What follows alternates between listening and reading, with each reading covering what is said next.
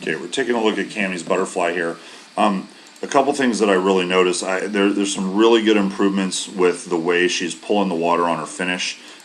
We've been trying to get her to be underneath her body on that finish, and you can see she's doing a really good job.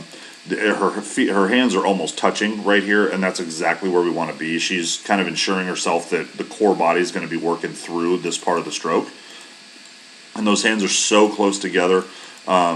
And they get close right at the finish there. That's absolutely beautiful. That's something that, a while ago those hands were out here and out here. So the power generated is much greater.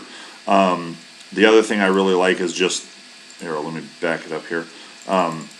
This part of it, this butterfly triangle that we have talked with the kids about, with the hands up here, the head and chest down here, and the hips up here, and it creates this kind of inverted triangle. It's just fantastic. This is one of the better ones of the group. I think that if we continue this with the hands inside, I think that you'll see, especially the 200 fly, improve quite a bit, because the shoulders aren't being as taxed when the hands are way out wide on the finish, or the head isn't coming down.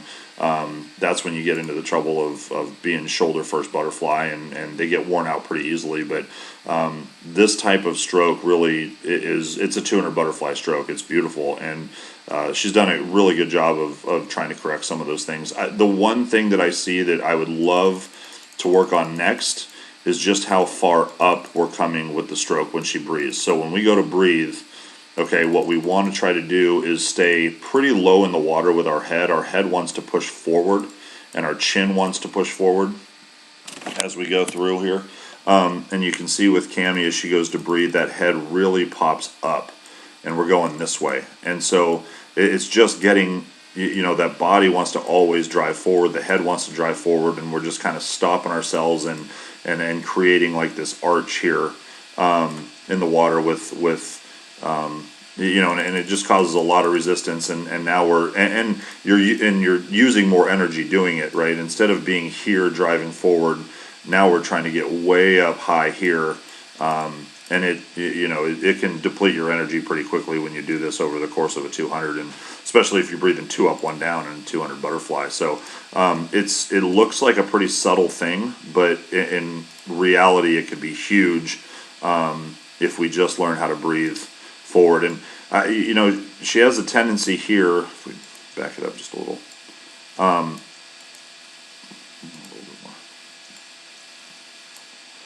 more. Okay, so and this is a great angle. I mean, her entire head and her entire chest is out of the water right now, and keeping that head like a little bit lower here, you can see that the eyes are still down.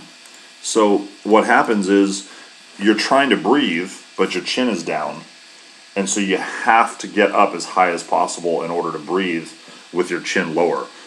What we really want to do is actually push the eyes forward. Okay, if you push the eyes forward, the mouth comes out of the water, your chin stays really, really low in the water, you can still breathe, but those eyes have to push forward. And you can see here that they stay really low. The eyes are still down right here. You can see the goggle, right? So we're trying to breathe. How are we supposed to breathe if our eyes are still looking here? Well, we have to lift that chest. Now we have to get as high out of the water as possible in order to breathe, when we could just push our chin forward. So it looks like a very subtle thing, but again, I mean, everything else is so beautiful in a stroke, but that energy lost because of that high breath.